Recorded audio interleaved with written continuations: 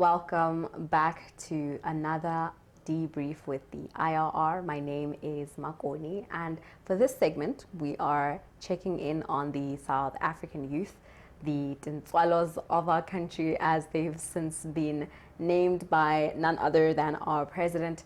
I have a bit of a gripe with the South African economy and how it's been snuffing and stifling the youth's potential, as confirmed by a recent survey that was published by Stats SA, where they do a deep delve into all things youth. They're basically profiling the youth against various categories, from levels of intensity of youth poverty to things like the disability among the youth, to the youth in the labor markets, to even the swelling and growing proportion of the youth as a population of our country, and what that obviously means for each of those categories that I've labeled. They're also looking at socioeconomic factors such as youth backgrounds, looking at formal and informal dwellings, looking at whether the youth live in dwellings where they are headed by the youth, and whether those dwellings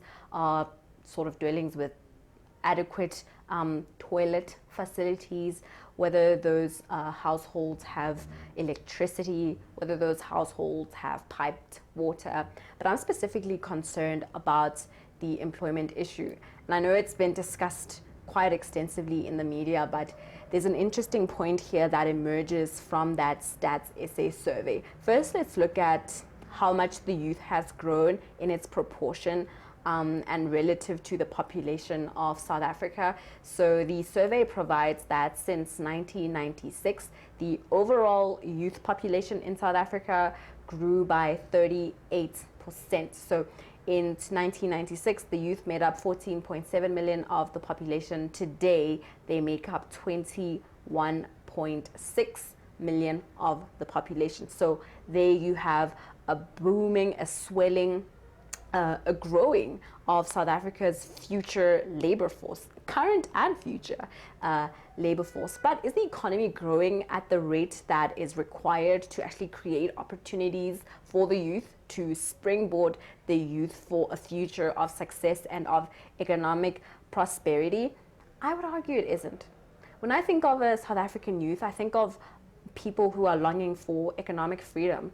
I think of people that want self-determination and self-efficacy, and want a government that enables them to achieve all of those things for themselves, placing the youth in control of their future and their destiny, but with a foundation and a bedrock of key infrastructure, for example, that is again going to support the youth achieving their dreams and pursuing that self-efficacy.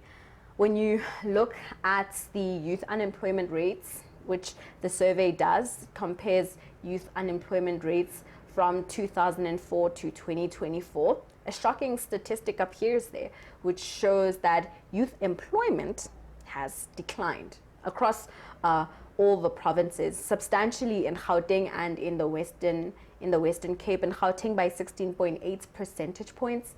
So you are now less likely to get employment in Gauteng than you were in 2004, 20 years ago. Similarly, in the Western Cape by a lesser margin, 10.3 percentage points. So you are less likely to get employment in the Western Cape in 2024 than you would have 20 years ago in 2004. Another statistic that is quite disturbing there is that the youth unemployment rate is higher than the national average youth unemployment rate. So the youth unemployment is at 45% in comparison to the national rates. This is first quarter of 2024 data. The national youth unemployment rate at the time was 32.1%. So again, about 7 percentage points behind the national average. We are leading as a population, as a demographic, in unemployment as a youth in South Africa. And again, this is the future of the South African labor force. This data also indicates that you are 4 times more likely as a youth to get employed if you have experience, and yet the economy does not provide opportunities for the youth to get into work so that they can gain experience and be able to grow and gain upward mobility. So you have a very stifling, very stemming environment that does not foster or enable youth's potential.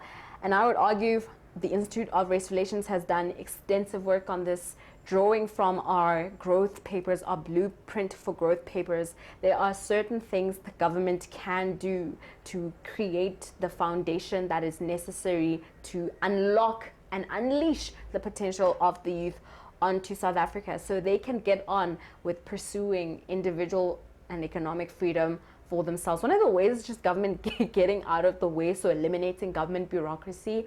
But certainly you need to see government contribute to the growth of infrastructure in this country so that our youth is well educated, so that our youth has access to quality roads, so that our youth and our pupils are not stuck at home studying in the dark because of things like load shedding, right? But again, that is a conversation about an entire ecosystem of infrastructure that needs to improve and develop so that it can propel the youth into success. One of the other things, and this will be my last point, that the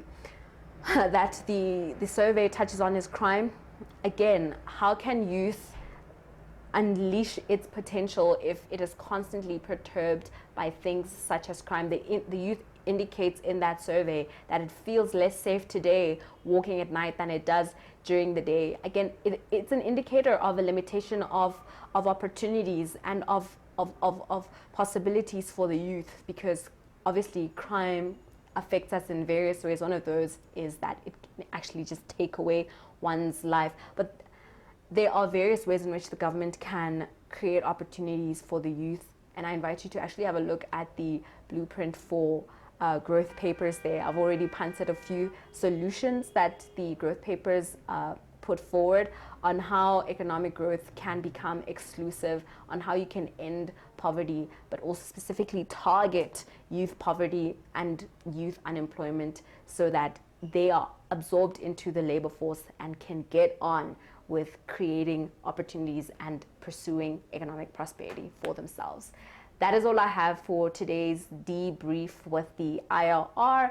Let me know in the comments what else you think the government can do to unlock all the potential that is currently restrained under a very stifling economic environment.